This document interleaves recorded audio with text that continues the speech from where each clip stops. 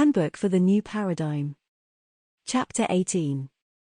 The day begins anew, as your planet turns on its axis, and mankind sleeps on, under the influence of the forces of darkness. Their plans seem to move in an inexplicable focus of disaster, and only the few faithful ones appear to be awake, and recording the movement of doom, upon this lovely world of green and blue.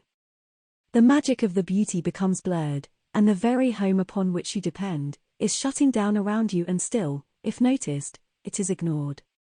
The final days descend into the abyss, while your TV, sports, and sleeping potions drug you figuratively and literally. What now can you few do to stem the tide of blackness as it deepens more and more quickly? Shall we recount again all that you already know and groan, and beat upon our breasts, as did the prophets of old, and cry out for God to save us? Millions are already doing that, to a creator they think ignores their cries to answer their prayers. It is in the perception of victims that desire rescuing that they ask and cannot receive answers to such prayers. Indeed, only those prayers that ask for empowerment within the framework of creation can be answered. Do you think that the stars stay up in your heavens by casual request of a God being? Indeed not. They are there within the design of balance and mathematical laws that underpin all that is. Man continues in his mindless begging, and blocks the very help he desires, by being unwilling to participate, except in ways that are contrary to the very laws that support his unhappy existence. The story of these laws surrounds them, in what remains of nature, but in his misery he blinds himself. The scientific learned ones analyze the components, but not the process of life within the manifested structures of life that surround them. The mental analysis of the mind deludes him into arrogant belief of his superiority over his surroundings rather than his brotherhood and kinship within it. How can those be helped that are becoming more and more blind to the very process within which they exist? The victim cannot be rescued, but must pull himself up by his own bootstraps and rescue himself by being responsible for his own rescue. Man is made in the essence of his source. He is a tiny holograph of this source. A holograph is a tiny fragment of the whole that has the potentiality of projecting the whole from which it came. Though the concept of the holograph has been encompassed in part, it has not been analyzed with application to the essence of life that is within all self-aware beings.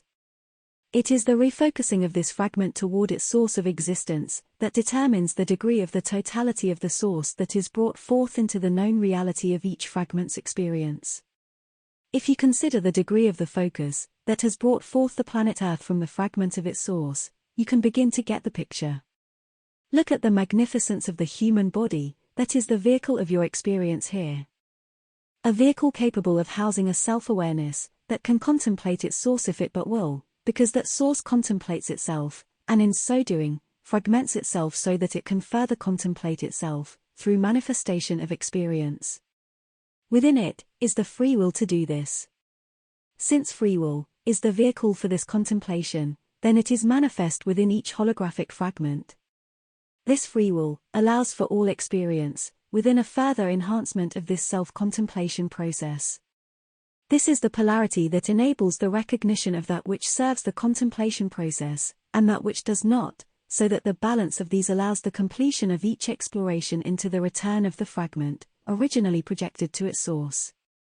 To follow this process as presented, there is a spiral of understanding as this is contemplated by the mind reading this information. Each fragment returns itself to the source that projected it. Thus, you are led to understand the framework of the process you are within, for each of you is a holographic fragment of the source of all that is, in the process of self-contemplation. Panic, you will become as nothing, if you follow the path of the return. Indeed not. With each returning phase toward the source of your entry into experience, your own self-awareness grows, and it becomes greater and greater, until you have the absolute potential to be a total equal within the greater totality of that source, contemplating itself.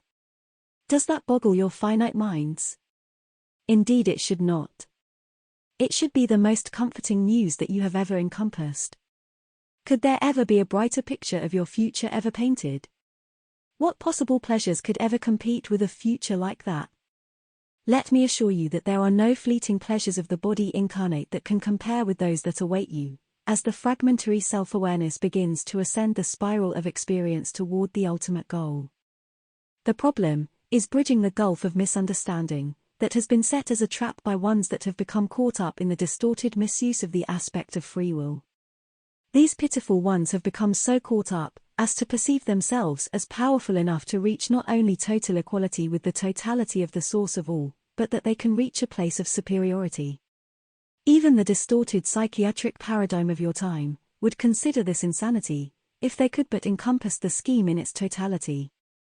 Within this distorted power grab, it is necessary to have a distorted replica of the process, a counterpart to that which exists.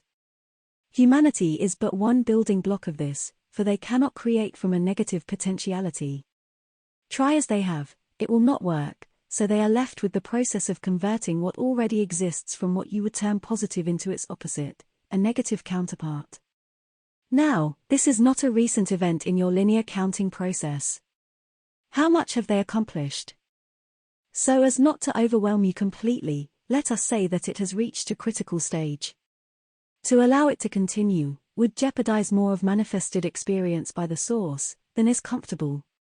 Enough to bring a focus of the awareness of this awesome totality of source to bear upon the problem. The potentiality of this focus for bringing balance back into the totality of the process as explained above is awesome to contemplate, even within the limits of third-dimensional perception.